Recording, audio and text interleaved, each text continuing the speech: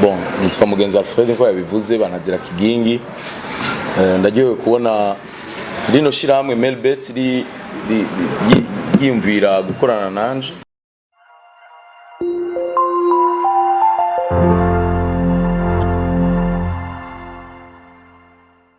Jenny nibaza yuko ku kibazo ca mbere kuko nibaza yuko ni deux parties twabihurije ko ntaho vyanditse kandi nta hantu na hamwe nibaza biri ngombwa kandi bitegerezwa kuvuga amasezerano umuco w'ikirundi dufise kandi mwiza. Nta muntu avuga umushahara hembwa, avuga umushahara hembwa hanyuma kandi n'umuco mwiza kuko niko abarundi tumeze.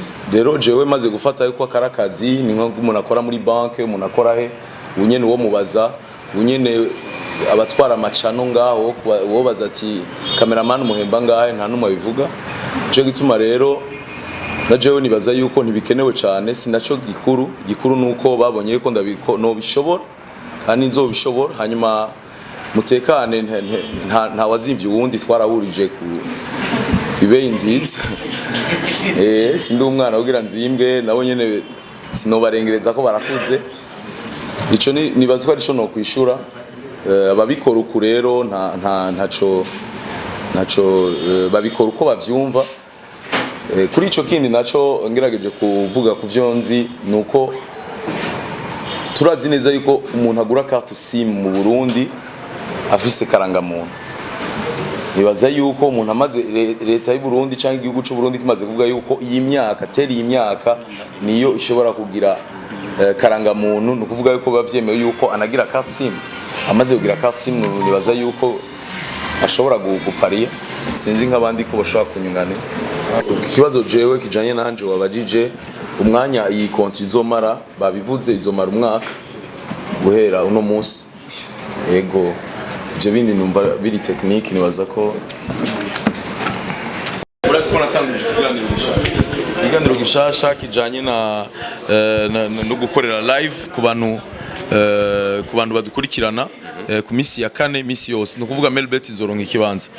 Melbet nzoyikorera ama video nkuko nsanzwe ndayakora mu bandi, nzokora ama spot publicitaire nzoba hanyuma ndabamenyesha ko nanje mfise code, hariho code kugira abantu bose bazokugura ama konti kugira batangure ku bettinga bazoshirako code ya Kigingi.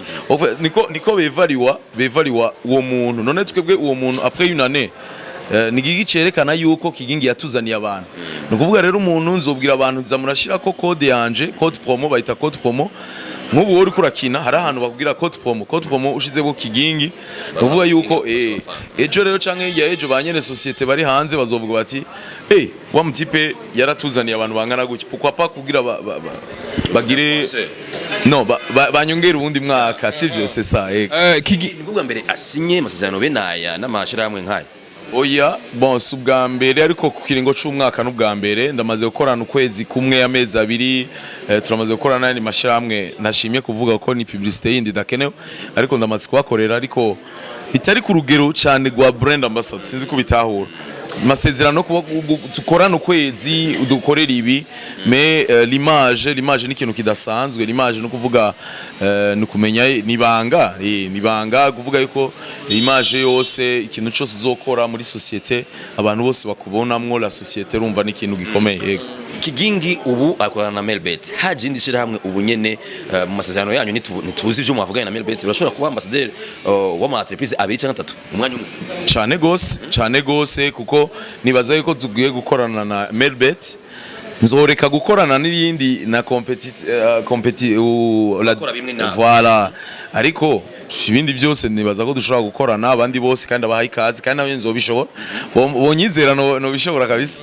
Yego ni shime cyane murakoze cyane. Kigingi tubandanya ni na Kigingi twari bakorana ikiganiro yavuze ko tarondera amashira hamwe sponsorize ibiteramo canke naho ukundi kuntu atibonyene babonye ndabikwiye niwe bazonyironderera. Tuvuge ko ari uwo mukenyero utumye Melbet ikurondera ga Kigingi. Ego bon mukenyuro aba twagiye en contact acigihe par rapport y'igihe nabivuga bijya ariko bijya nabivuze cyane kubijanye n'ibiteramo yego tugerageze gusulinya hanyuma sinokwibesha nabo nibo bandondeye sije nagiye ko sinabaronde yego kuko nibo bari bankeneye hanyuma ariko ubu turakeneraniye tugiye gukorana n'ubu rero ndabigaruka ko ndiko nditegura Imana urana kwihezagira bimwe twahora tubura mu biteramo byacu urabona yuko Imana igiye kudufasha bikaboneka umuntu wese rero yumva ashaka arondere Kigingi ariko nta Kigingi azosubira kuja kurondera amasosiyete ngo ntabara ngo ngire podium ngire ibiki baturondere dukorane sukugira gutya sukuduza ibituga ariko rimwe birakenewe kugira umu artiste y'agaciro ni Kigingi Sama Comedy igiye kuba ni Kigingi Sama Comedy yaririndiranywe imwanya munini benshi bakaravuga bati ano masezerano na Kigingi hamwe na Kigingi Sama Comedy umuntu yitega iki kuri Kigingi gishasha atarite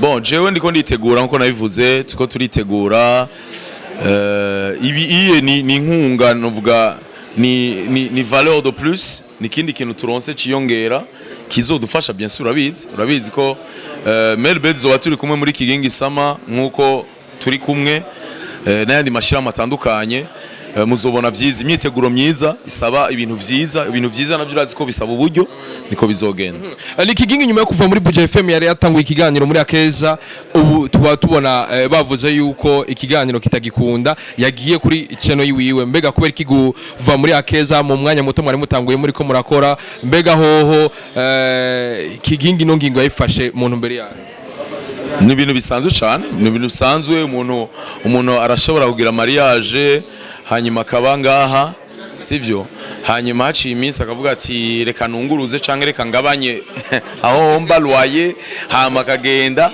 hanyuma buke ariko ararondera kuzogira inzu yiwe ubu rero nibisanzwe naravuye muri Akeza ndi muri Bejeko nkabicisha kuri platform zanje za Kigingi official kuri Facebook pourquoi pas ejo naho nzokwimuka nje ahandi hanyuma mu ntumbero nawe kubwiye tiko turubaka inzu kujya umuntu yimuka akaba mu nzu ngaha kimuka dupanga ariko ararondera aga parcelle ejo hari naho tuzokwimuka rero burundu tukaja kuba mu nzu yacu ariko ubuwe ntaco bitwaye narabaye muri Akeza ubundi muri ndahandi nibisanzwe ni inshuti zanje nabagenzi turakorana sont des partenaires yego ubwo bako Kigingi bazova bibaza ko adafadika hari ugomba kumfata rufise menote ugomba kumfata wewe sifadika gute ndanyele ruba uvuye hariya ubu nawe ugiye muri Akeza igikuru nuko abantu bakaronka ibintu umuntu iyo yimutse akerekana yuko avuye aha kandi ibintu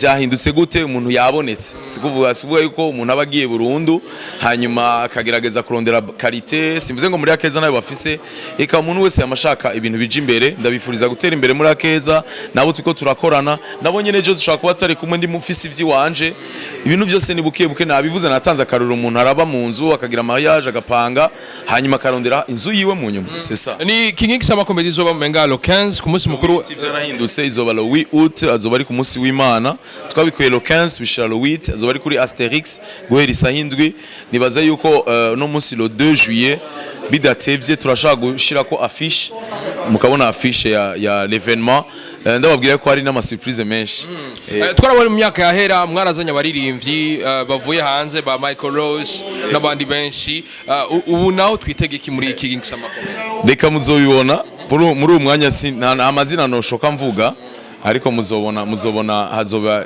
muzobona ibintu bishasha tuzanye abartiste bashasha n'ubu turabishaka marge yuko usanga hariho contraintes zivanye n'uburyo zivanye n'ikiza ca covid ariko twashaka kuzana abandi bartiste uwo mwaka twarabikoze abarundi barabikora bonyene ariko dushaka gushiramo abandi murakoze Kigingi nibaza ko ivare bikenewe no twova ngaha tubivuze ariko ntibabwiye amahera yo kwinjira bega urubanza rumwe ifoko rumara zibiri abantu bitegura kwinjira mu itegura zo bari ku munsi w'Imana guhera isahindwi gushika isaha zibiri canke saa moya zije saa 2 ndibaza saa 2 ndi saa 3 kwinjira n'amafaranga 10,000 yego abantu bari bamenyereye ndihisha 5,000 ariko murabizi ibintu byarahindutse ibintu bigenda birevuriwa ibintu bigenda biraduga bimwe abartiste bacu tubwirizwa kubaha agaciro aba bose twatanguranye ba Ismael ba Ildefonse ifoko bagira bibatunga no kuvuga udufaranga twanyu rero nitwo tuzobatunga dushobora kubandanya dukorera mu mahera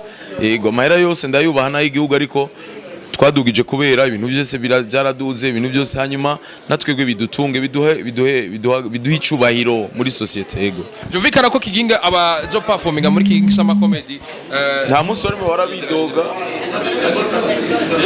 ko bazo performinga muri Kigingi Sama Comedy bazoronka agafaranga gatubutse ivyo oye nta wara yidoga n'ubu nta bazokwidoga ndabisaba Imana twarabonye mu misi tuvuga ati révélation de l'année muri comédie ni Mutima le comédien tumwitege muri Kigingi Sama Comedy yego ndavyibatse yego l'information yaratanzwe mu aho dusanzwe duhurira na bose nta urambwira yuko ari prix canke atazoza catabishigikiye kiretse wogira ikibazo ku munota wanyuma sino n'abandi bajene benshi harimo abandi mugiye kubona bariko bararuka yego kuko nibaza yuko ku mwaka haraza bashasha niko bizogenda. Asante sana Kigingi, nizere ko n'ikindi gihe bizoba bimeze fresh. Twizere ko n'ujya musi uzogira. Yego pole kandi. Ubuzajya pole yiwe. Pole yo urwaye urazi ko wabimbwiye twahuye pole sana. Ariko ni sawa. Yego nimeze. Uheje gusinya na Melbet. Yumva gute? Nize bien sana. Yego ndaryoyo. Nimwe mu mashira hamwe akorera mu Burundi ni bimwe mu bintu abakinyi b'amareresi abaririmbyi bidoga cyane. Ariko n'umunsi biriko biraza biragenda tuko turona abaririmbyi bagiye batandukanye abakinyi b'amareresi batandukanye abakomedie na cyane cyane uri papa wabo bagutorera kakarorero mugiye gukorana gute uriko yumvira yuko ugiye gukorana nabo gute bagiye kunguka iki ugiye kunguka iki je nibaza yuko bazokunguka byinshi kuko hagiye umuntu wa mbere mukoranye ushaka kumwereka yuko bishoboye kugira n'abandi bose babona aba rero baratomboye sana nzokora ibishoboka byose kugira batera imbere kugira bamenyekane kugira baduze chiffre d'affaires yabo kugira yego Melbet imenyekane kandi ishobora no kubiyambere yego abanyagihugu muri kino gihe basigaye babona entertainment ngo barayumva cyane sinzi niyo baje kuyiga ugerageje kuraba baravuga ati umuririmbyi canke abakomedie uheruka baronka deal ariko warabikina ariko arakorana n'ijya company ukakibura ngene naco gituma n'umwaka yuheze batoyi badasura kuronka canke nawe nyina tongera uri kubikora gute kugira ngo ube mu butandukane n'abandi yerekanya ukarorero kabi bon nibaza yuko nabo nyene sakarorero kabi kuko ni hari abantu bivana n'amakontra je modi bivana n'amakontra n'icyo uwo muntu abakora uriya aye vraiment hari umuntu ashobora kubarera ati jewe nzogukorera indirimbo hanyuma indirimbo ikaba none après uravyumva ugasanga ni ibintu ukacugaragara mu evenement yabo wicaye wambaye ikoti mais jewe ku ruhande rw'iwanje nuko nsanzwe ndabikora sanzwe nkora ama publicité yibi sanzwe nkora ama video ariko vyonanira gute zobakorera ama video asohoka sinzi ku murindo ngana gutya ego nibaza yuko bizogenda neza kandi n'abandi bazobona ko birashoboka kuko papa bandabireko nkora video sanzwe ndazikora sanzwe nkora ibintu bya publicité nibaza ko bizogenda neza bamwe mu Burundi ngo hamika imenyane Kigingi yarakoze waratanga baraguhaye wadura yitanga bamwe bati hari abandi bariko barakora ariko ntibazigira barushikiriye Kigingi kuko aramaze kumenyekana cyane ubaza karuko umaze imyaka myinshi canke n'ibintu mu bikorwa mbega baba biyumvira ivyo wo bahanura iki bagira iki kugira ngo nabo barondegwe nka Kigingi kuko numvise ko ari barihenda cyane kuko Mutima je niwe ntangira akakarorero twamenye mwanya unganiki twumvise audio igihugu cyose cyumva gishaka kumenya uwo muntu sesa nibikogwa si imyaka nibikogwa umuntu arakora ikintu gigashi abantu bose bagira gutya bakaja bashaka kuza kukira sesa yes Kigingi ni abantu benshi bama bazanye ibintu byo kubetinga abandi mbere baramaze kugana mbega uba waragize ufise nka experience y'ukuntu nyene ku buryo ushobora kubeforma ukuntu bashobora kuzobikora kugira nabo ntibazohombe muri uwo mwaka wose mugiye yego turabizi yuko leta y'u Burundi yafashe ingingo ku bantu kandi je n'ibintu ntahura kuko biravugwa yuko d'après les études zabaye hoba hariho ahantu hamwe mu lokalite hamwe abana batagija ku ishuri birirwa muri ivyo bintu bon cyambere coco byari byoroshe ku bantu bafite amashops ndabavuga nabi ariko byari byoroshe kuko umuntu aragenda ku bettinga agashika muhira bambe akaja ahantu umwana yambaye uniforme ugasanga uriya nawe akeneye amafaranga wewe ntaco ariko twebwe dukorera en ligne d'abord ikicambere Melbet ikorera en ligne urugurura konti mukugurura konti bigusaba gushiramo carte d'identité iyo ID wawe ugiye gutora amafaranga utayifise nibikunda kuko gukreya nimero ya identité nibisanzwe ariko ugiye gutora amafaranga ntibikunda urumva nivyo ukunda zoba kuri telefone nibaza yuko ni kimwe mu bintu nibaza yuko bitazoja gutesha agaciro ugwaruka rw'u Burundi rubiruza kwiga kubandanya amashuri yego umukomeje ngo n'umuntu agira ibintu by'ibijuju n'umusazi abavyeyi nabo ngo ntihoja muri ivyo bintu by'umuziki no gukina ibintu mengo uri umusazi ntaco bimaze nta nico vyungura uno munsi uri kuraba umwe mu ba jeune novuga nti bamaze gutera imbere ugerageje kuraba atari n'ivyo umuntu urinze bamuyagira arona yuko Kiginga hari ico yungutse arona yuko Kiginga agenda arasinya n'amakampuni atandukanye arona yuko Kiginga bariko baragura n'amashow y'ugasanga aza muri show yamaze kuronka amafaranga mbega abavyeyi bakifata abana canke bakibabatesha umutwe ngo ivyo bintu uri kurajamo bigatuma umwana bijamwo atiyumva amahoro wohanura ikibo bagirira gute no je nibaza yuko ivyo ivyiyumviro vyarangiye je ndabibona muri societe karacariho abantu badufata yuko tugira ibintu nyene bitagira umutwe ego kumwe akuganiriza ariko twiha agaciro n'aba petit frère turi kumwe bose ndababwira nti amahera ntacavuze umuntu azogusanga mwibarabara nta gahunda mwari mufitane ngo ngo Kigingo ngo bihuriranye shanga umvireza ngo uraza shanga uryosha abantu muri kwa rubanza rwanje ngo twaruzi ko duhurira nga niko y'agaciro bose ndabibabwira niko y'agaciro amahera si yazimbere amahera urayaheba ariko umuntu akagira valeur urebe biko birahinduka ibi bibaye nga ndazi ko ku mugoroba ndaza kuronka apere niko bimeze mu ntiza muri yo niki nzoca ndagusubiza no kuvuga baratangiye kubona yuko umuntu birashaka kumutunga abantu rero bakiciyumvira ivyo bintu ngo ibijuju comedy n'ibijuju sawa reka tubi ibijuju hanyuma tugurana Kigi hari cyo muca musaba leta kugira ngo dose n'abasozera kino kiyago leta twari gidoze cyane leta nkishigikira lo ya sponsor amakampuni ari karabishira mu ngufu kwera ko atategeko ribigenga hari cyo muca musaba je nibaze ko twobandanya duharanira amadroit yacu nayo naya kugira ibintu byose bigira agaciro que ça soit muririmbyi que ça soit muki que ça soit turabe igituma ibintu bidatera imbere leta nayo ibishiramo inguvu ministère ya jeunesse sport ibishiramo inguvu tubone ibintu bimeze neza tubone ukesi national igarutse tubone abantu bakurikirana habeho ministère kabisa urabona ni ikintu kinini cyane ni structure itari mengo ntiri structure nyene urumva leta nidufashe ishiremo inguvu nka leta ko ari umuvyeyi yego vraiment bikore gutyo hanyuma na OBDA nikore twama twagize amaterme gira effort ukabona gira effort uragikoze ejo mu gatondo bagishize kuri pano nta na 10000 ukuyemo terme ni wayumviriye canke yaraje mu kanwa ariko ni wabaye créer urumva ivyo byose ifoko dukuramwo ibidutunga yego leta rero ni ivyo bigo byose bituma umu artiste ashobora gutera imbere nibikomeze je ndakwifuriza gukora neza kugira ngo bazasure bakogomwe banakongera yego ndakwifuriza nawe kuzuraraba bari batipe n'abamesha uzuraraba tuze turafungurira muhira kabisa murakoze cyane nanje ndaryohewe bon nitwa mugenzi Alfred ko yabivuze banazira Kigingi ndagiye kubona rino shiramwe Melbet yiyumvira gukorana nanje ikintu ciza cyane ikintu shima nibaza yuko biyumviriye gukorana nanje kubera petite babona ko ndabishoboye saba Imana yuko izobifashamo Melbet rero ni shiramwe naje nemeye ko dukorana uretse yuko dufise ivyo nzobakorera nabo bakagira ivyo duhurizako nishiramwe wumva yuko d'abord ridashaka gukoresha abana batoyi biranagoye naho yereka arabisigura biranagoye kuko ni ukorera kuri telefone ufise urugurura konti yawe uciye kuri internet hanyuma hari ahantu ushiramo carte d'identité ID rero mu Burundi twatubizi yuko atamuntu aronka ID adafite kwija imyaka isabwa n'amategeko ibyo ni ikintu kimwe hanyuma bakaba bafite na politique nziza yo kumvisha abantu yuko suguparia canke sukubetinga kugira wimarire kutwawe kubetinga ni ibintu bija dans le plaisir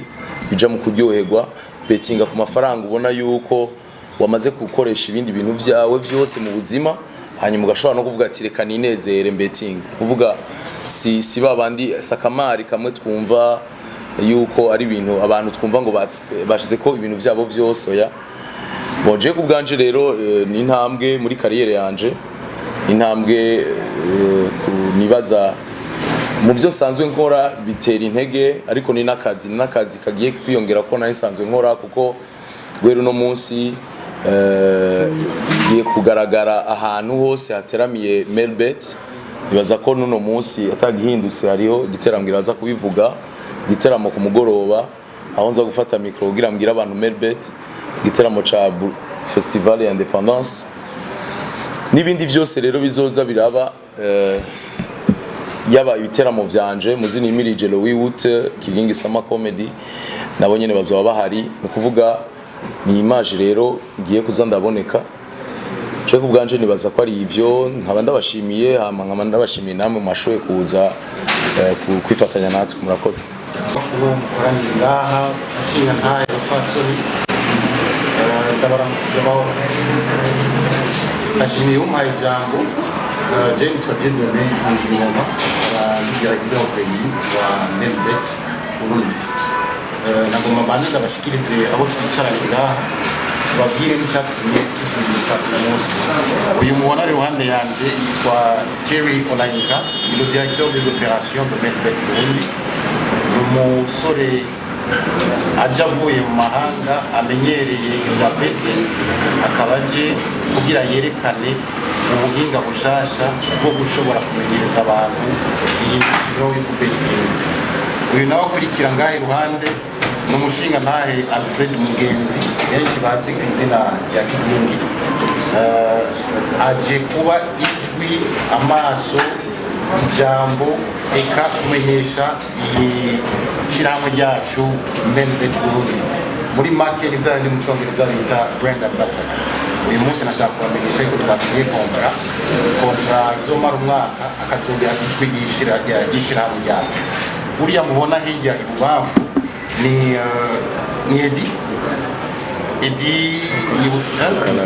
Edi Mukarazi murababarira, akaba ari waserukira imbere y'amategeko sinzi ukuntu nobyita n'umwaja wa Monsieur Kigingi. Rero ntiriwe ndarandira, nagomba ndabaha ikaze ngaha, ndabamenyeshe yuko uyu munsi twasinye kontra na Kigingi, aribyo tuza kubandanya tuganira ko murakoze. Nk'uko mwabyumvise rero akaba ari Dieudonné Nzingoma yakatubwira abo tuza kubana nabo muri no conférence yacu y'uno munsi. Maintenant on va donner la parole à Jerry qui va nous dire pourquoi on est là aujourd'hui. Il va aussi nous expliquer ce que c'est Melbet. Il va aussi nous dire pourquoi on est avec Kigingi aujourd'hui. Merci.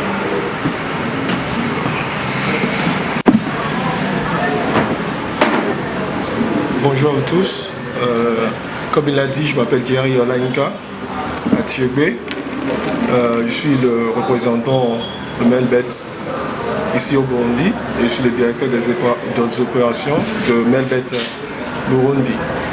Bon, nous sommes ici pour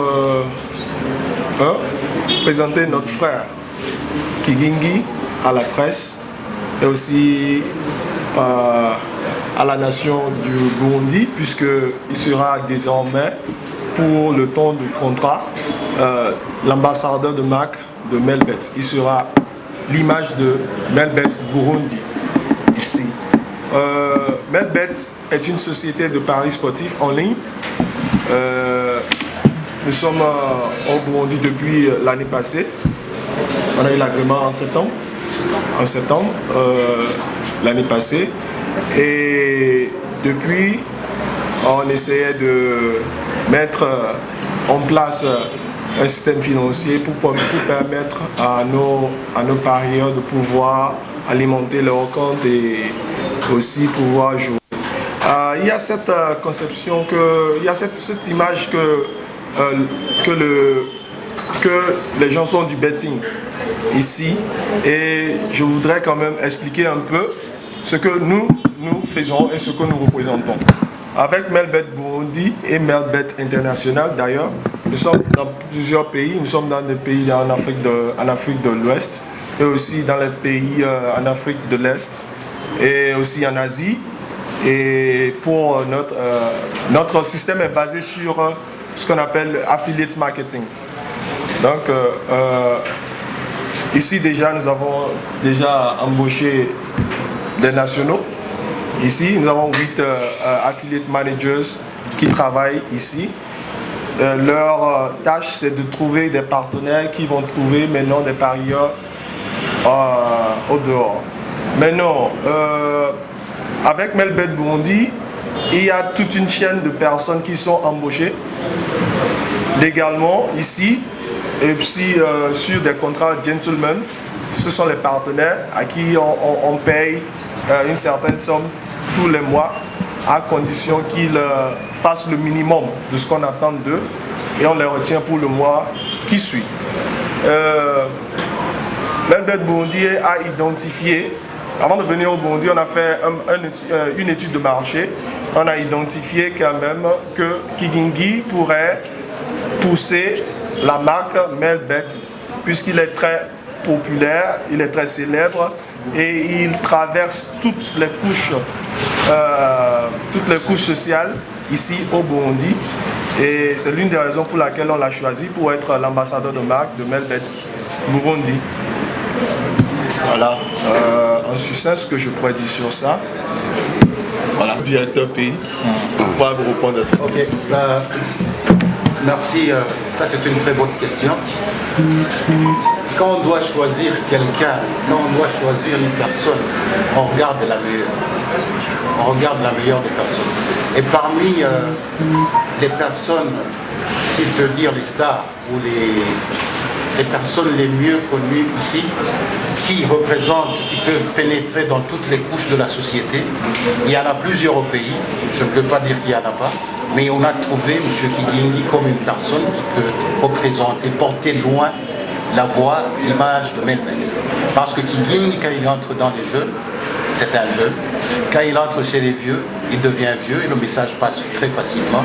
Donc on a voulu utiliser quelqu'un qui peut porter notre message plus loin. Je pense que c'est ça.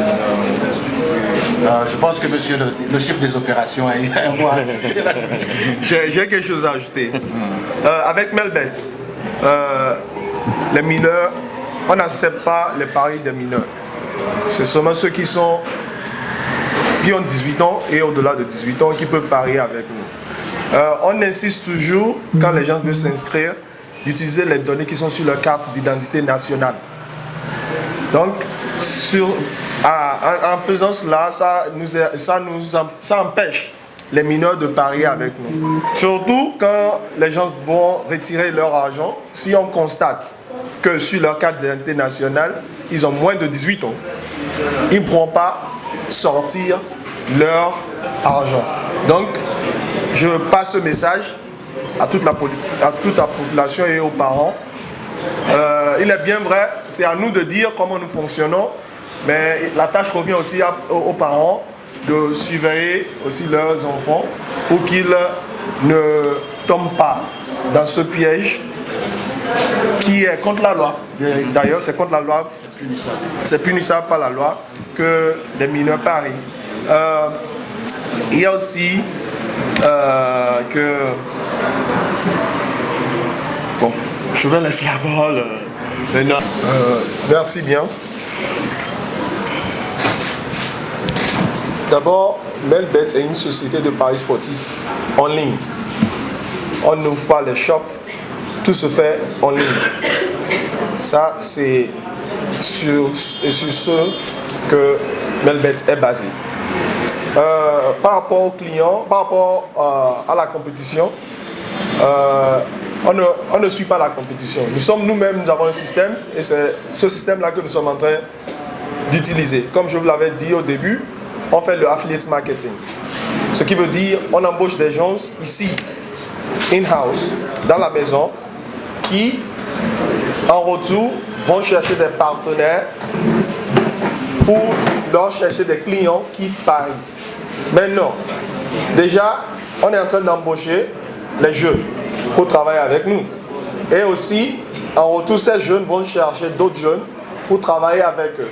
Donc, il y a un système qui récompense l'effort déjà depuis ici jusqu'à la dernière personne là qui parie sur les rues. Mais il y a une chose.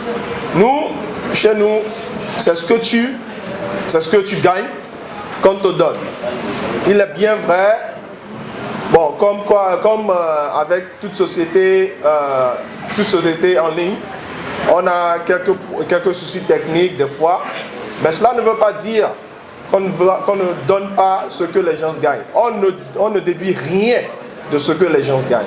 Si tu gagnes 1 million, tu reçois 1 million. Personne n'enlèvera un franc bout de ton gain. Le retard, sur le retard, il y a une stratégie que nous avons en place déjà pour empêcher que ça se passe avec nos clients. Il est bien vrai, je suis sûr qu'après, on a fait le lancement officiel de Melbet Burundi le 29 mai à Zanzi. Et de ce temps-là jusqu'à aujourd'hui, on a eu quelques petits soucis qui ont déjà été réglés il y a 2 jours. On a fait les tests pour les retraits et les dépôts. Donc toute personne maintenant, puisque le seul partenaire financier que nous avons pour le moment, c'est IHELA, Crédit Union. Donc toute personne qui veut faire alimenter son compte ou bien faire des retraits peut le faire en espèces, en allant dans les guichets de IHELA et en apportant avec lui son identité de compte Melbet. Il peut faire ses retraits à condition que les données qu'il a données sur notre système correspondent à ce qu'il y a sur sa carte d'identité nationale. J'insiste sur ça parce que il faut quand même être clair sur une chose, Melbet est une société responsable. akarusho Melbet izanye n'akahe je nibaza ko mwe mushobora kwishura iki kibazo hari amakompanyi ngaha amaze plus de 10 ans 15 ans on peut parler, je ne vais pas citer leur nom parce que je suis pas là pour parler des noms des compétiteurs murazizi zari ngaha kuva kera nibaza ko ata conference bari bwagire donc akarusho ka mbere Melbet izanye nako kumenyekanisha iryo shirahamwe no kumenyekanisha ibyo gukora ikababwira n'ibyo izokorera la société izindi kompanyi zose sinovuga ngo ziragira mugabo mu kuzigize revenu il faut retourner hakabamo na création des emplois ivyo izindi shirahamwe ziba zarabigize mugabo icambere coco no babwira akarusho nuko Melbet ninja iyo upariye yari yabivuze le directeur des opérations iyo upariye watsindiye ibihumbi 100 ntibazo mu bihumbi 90 mwari amafrais de transaction cyangwa baguha yamahera ikindi naco nyamukuru nuko hazoba ama assistance menshi dans le cadre sportif dans le cadre muri entertainment hashobora kuba show izo ukacusanga ni Melbet yashizemo ukuboko bw'iri ivyo bintu bibe nikimenyamenya ku mugoroba umenga hariho ikintu cyitwa Festival de l'Indépendance ntimutangare mwabona izina rya Melbet nuko Melbet veut retourner quelque chose à la société donc ni bintu ayandi mashira hamwe ariho on a rien que 3 mois ici mugabo on commence à se faire remarquer sur le terrain bien que tutaratangura gukina ngo tugireho sinzi ikindi ko ari ikindi kibazo baba bagije ivyerekeye byo gupariya eske abakinyi nafashe nk'akarorero aba professionnel bakina football ouais ivyo bariye ikindi gatsindwa cyavuga ngo yakane ngo niwe yayitsindije mu Burundi eske abakinyi bararekuriwe urakoze gusubira ku nyibutso ivyo bintu au Burundi comme ailleurs et d'ailleurs je commence par ailleurs pourquoi ça a commencé par outre-mer il y a toujours eu je dirais des magouilles dans les matchs il y en a toujours eu Mugabo, ce n'est pas la compagnie de Paris qui pousse ces gens à faire. Ce sont des personnes morales qui ont cette tendance à tricher. Et la tricherie, c'est pénissable. Mon Burundi n'a dit qu'on n'a pas cette œuvre d'Arabaye. Arabaye, maman Gouye, maman Tia Moussongati, Vitalo, candidat qui va faire.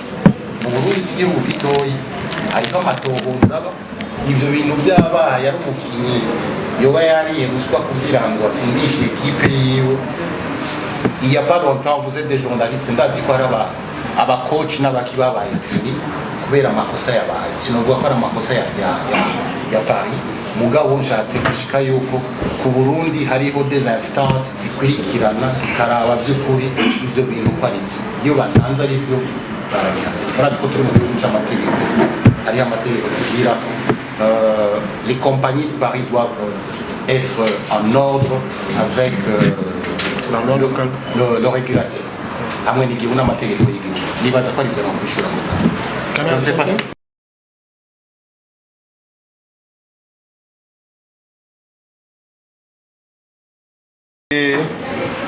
le directeur pays prendre une partie des questions, mais selon ce que j'ai compris, je voulais savoir pourquoi, par rapport à qui nous parlons des coûts de levée. Bon. Et tu voulais savoir pourquoi cette stratégie-là d'avoir pris un bon ambassadeur aujourd'hui. Il y a une chose. Toute société a ses stratégies de marketing. Et chaque chose aussi a son temps. Parce que si on est en train de présenter King Gigi aujourd'hui, c'est parce que au moins on a fini. Bon, on a fait le lancement le 29 mai. Pourquoi l'équipe entière a choisi le 29 mai pour faire le lancement? C'était la finale de la Champions League. Alors, l'audience globale est fixée sur ce match-là. Et ça fait partie des marchés que nous offrons. Alors, après cela, après la finale de la Champions League, il y a un petit temps, parce que les championnats ont déjà fini. Et puis il y a aussi que, ici au Burundi, nous avons constaté que les gens sont vraiment passionnés du foot. Un jour, je crois dans le premier mois que je suis venu ici, il y avait un Classico Real Madrid-Barcelone. Alors, de mon appartement, j'ai fait un petit tour du quartier et tout était silencieux. Les rues étaient vides. D'un bar à un autre, je vois des gens fixés sur leurs écrans en train de regarder le match. Alors, si un peuple est passionné du foot, c'est tout à fait normal que nous vendons ce produit-là au peuple parce que les consommateurs sont déjà là. Alors, s'ils sont passionnés du foot et qu'ils peuvent aussi parier, c'est pour ça qu'on insiste sur le foot. C'est pas parce que c'est le seul marché que nous offrons. Comme je l'ai dit, j'ai parlé du tennis. Il y a aussi le volleyball. Si vous allez sur notre site www.melbet.bi, on offre plusieurs marchés. Des combats même combats de coq. Alors, le billard. Tout est là-dessus. Je vous inviterai à visiter le site et regarder à ouvrir des comptes aussi parce que vous êtes aussi des target markets, le marché ciblé. Donc voilà ce que je pourrais dire par rapport à cela. En fait, pour être bref sur la présentation du brand ambassador aujourd'hui, il a bien précisé que chaque chose a son temps. Si on a fait le lancement le 29 mai, on ne peut pas mettre le brand ambassador alors qu'on n'a pas fini la plateforme de paiement. Est-ce qu'il va représenter quoi? Il faut qu'il représente quelque chose qui est fonctionnel. Donc il a fallu qu'on finisse d'abord l'implantation, le système de paiement, parler de notre produit, et puis là, on va chercher le brand ambassador qui va parler de nos produits qui sont en place, qui fonctionnent. Sinon, s'il commençait à parler et parler de quelque chose qui n'existait pas, c'est-à-dire qu'on allait mettre les bœufs ou des charrues devant les bœufs, ce qui n'est pas faisable. Ça, c'est numéro 1. Numéro 2, quand on parle de... Il a posé la question des cotes élevées, c'est par rapport à qui? C'est clair, c'est par rapport aux compétiteurs. Au lieu d'aller parier chez un compétiteur qui a les cotes moins élevées, pourquoi ne pas parier chez Melbet qui a les cotes plus élevées? 300%. 300% de bonus. Le premier Donc il y avait une troisième question. Le nom de Melbet, ça signifie quoi Melbet? Melbet, je ne sais pas, on peut faire des recherches. Si on regarde à gauche, à droite, il y a Nadiabet, il y a Sokabet, il y a Melbet, on comprend. Honnêtement, pour être avec Mel, pour être honnête avec toi. Pour dénoncer le match fixing et tout ça. Ça se passe. On va seulement éduquer les gens à ne pas prendre cette route-là. C'est la seule chose qu'on peut faire. On ne peut jamais changer, on peut essayer de changer quelqu'un pour devenir meilleur. Mais on peut, en anglais on dit, you can take the donkey or the ant to the water, but you cannot force it to drink. Tu peux amener l'animal pour boire, mais tu ne peux pas forcer l'animal à boire. Donc, dans ce monde dans lequel nous nous trouvons, il y aura toujours de bonnes personnes et de mauvaises personnes. Nous, notre société, notre responsabilité, c'est de guider contre cela, de conseiller les gens à parier responsablement. C'est notre devoir de le faire, on va continuer à le faire. Il est bien vrai, nous sommes en train de pousser la marque Melbet et tout, mais aussi on veut toujours enseigner à la population, il faut toujours parier avec ce que tu peux te permettre de perdre. Il ne faut pas t'enfoncer. Ce n'est pas une question de vie ou de mort. Non, comme avec toutes choses dans la vie, on prend des décisions, on prend certaines décisions en croyant que bon, cette décision est la meilleure pour moi, ça va marcher pour moi parce que j'ai pris cette décision. Mais il y a des décisions que tu prends, tu es convaincu à 100%, 200% que cette décision est la bonne. Et au finish, tu te rends compte que ça n'a pas marché comme tu l'as prévu. C'est aussi la même chose avec le betting. Tu es convaincu parce que tu es un fan de Chelsea, que Chelsea va gagner ce match. Et tu prends ton argent, tu mises sur Chelsea. Si tu as misé à cause de ta passion, à cause de ta conviction que Chelsea est la meilleure équipe à pouvoir gagner ce match-là. Personne n'a forcé l'argent de ta poche. C'est une décision que tu as prise parce que tu es passionné du foot. Ou bien Rafael Nadal et Djokovic sont en train de jouer maintenant. Tu es convaincu parce que tu es un fan de Rafael Nadal que Rafael Nadal va gagner ce match-là. Tu paries sur Rafael Nadal. Et puis, voilà, Djokovic gagne le match. Tu as suivi ta passion. Tu es convaincu que Naomi Osaka va battre Serena Williams. Serena Williams, c'est quand même la plus grande star du tennis féminin. Naomi Osaka est venue sur la scène il n'y a pas encore 3 ans. Mais, it's what we call upset in English. Naomi Osaka a battu Serena Williams. Alors, toi qui es fan de Serena Williams, tu es convaincu avec ton argent que Serena Williams va gagner ce match. Voilà, ça s'est passé.